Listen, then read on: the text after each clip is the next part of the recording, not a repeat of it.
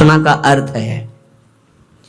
सदैव अपने इष्ट के समीप रहना उपासना, समीप रहना भाव से, तन से। हमारा तन उनकी सेवा में, मन उनके भाव में, वाणी उनके नाम गुण कीर्तन गायन में, श्रवणेंद्रिय उनके श्रवण गुणों का करना, नाम कीर्तन का करना, नाम जप का श्रवण करना, साक्षात भगवत स्वरूप हो जाता है। जो है वही प्रकाशित हो जाता है। ये भटकना इसी जन्म में सुधर सकता है, पशु पक्षी आदि योनियों में नहीं। इसलिए सावधान होकर के एक एक क्षण, एक एक श्वास, एक एक वृत्ति राधा नाम में लगा दो, खुद परिणाम देख लोगे। श्री कृष्ण चंद्रजू को कोई अपनी तपस्या के द्वारा, यज्ञ दान वेदाध्ययन तीर्थ स्नान आदि के द्वारा कभी वशीभूत नहीं कर सकता। और निश्चित किया हुआ मूल्य राधा नाम है। जो राधा राधा राधा वो प्रभु को अधीन कर लेता है। कुछ माफी मांगने की जरूरत ही नहीं पड़ती प्रभु से। अनुल्लिख्या अनंता नपि तदपराधान मधुपतिर महाप्रेमा विष्टस्तव परम देयम विंशति तवैकम श्री राधे गृणत ई नामामृत रसम महिम्नः कह सीमाम स्पृशति तौदास्यैक मनसाम।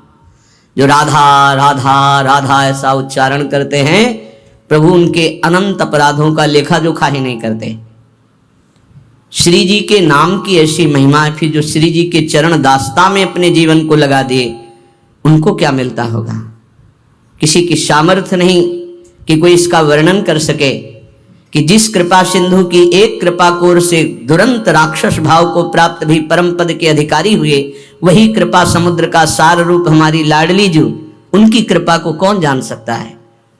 जैसे प्रभु श्री कृष्ण चंद्रजू को रिझाने के लिए एकमात्र उपाय है अनन्यता, ऐसे प्रियाजू को रिझाने के लिए एकमात्र उपाय है दैन्यता।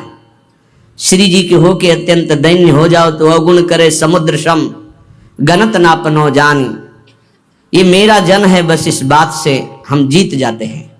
श्री जी के चरणारविंद में अपनापन हुआ कि हम जीत गए।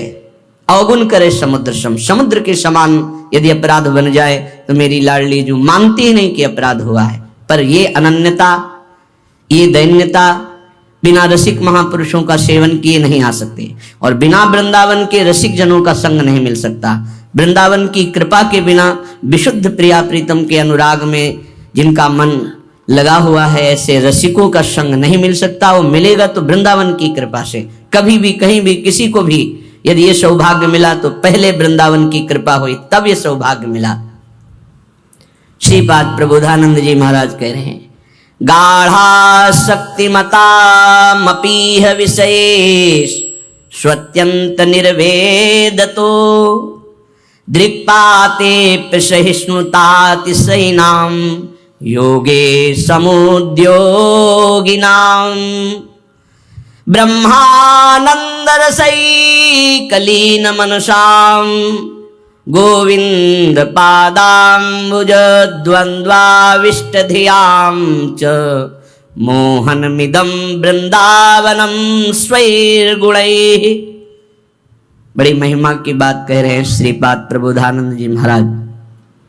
स्वैर्गुणैः मोहनोपि, अपने प्रभाव से तुम्हारे मन और चित्त को मोहित करके प्रियालाल के चरणों में समर्पित कर देगा। यह वृंदावन का प्रभाव है।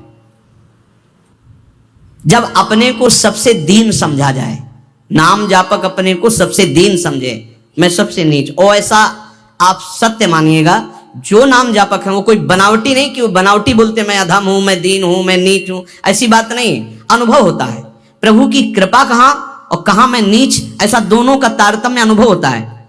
अहंकार के कारण आपको अनुभव में नहीं आ सकता, लेकिन जब अहंकार रहित होगे तो दिखाई देगा कहां प्रभु की अपार कृपा और कहां अपनी अधमता, दोनों का।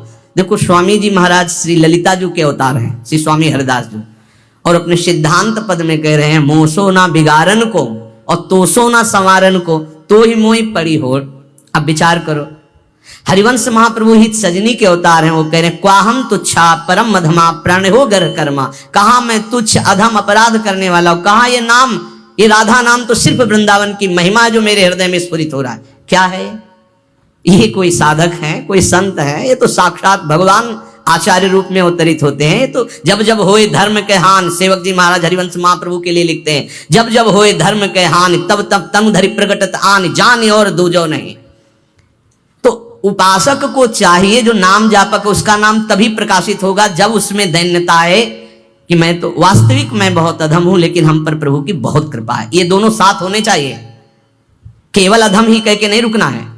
देखो हनुमान जी महाराज परम ज्ञानी महाभागवत, असमय अधम सखा सुनु, रुक नहीं गए, पर मोहू पर रघुवीर, देखो मेरे ऊपर कितनी कृपा, यद्यपि मैं अधम हूं। ये बात ध्यान देनी।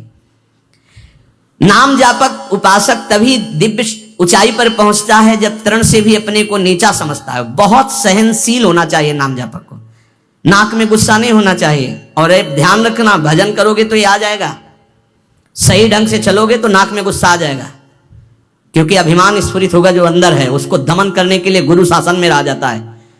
त्रिभुवन में कोई दूसरा नहीं है जो भजन का अभिमान नष्ट कर सके, केवल गुरु नष्ट करते हैं। एकमात्र अहंकार पर अगर हथौड़ा कोई मार सकता है ज्ञान का, तो केवल गुरुदेव है, दूसरा तो ऐसे ही बोलेगा, लेकिन वो सीधा प्रहार उसी अहंकार पर। बहुत सहनशील उपासक को गुरुदेव की कृपा बना देती है।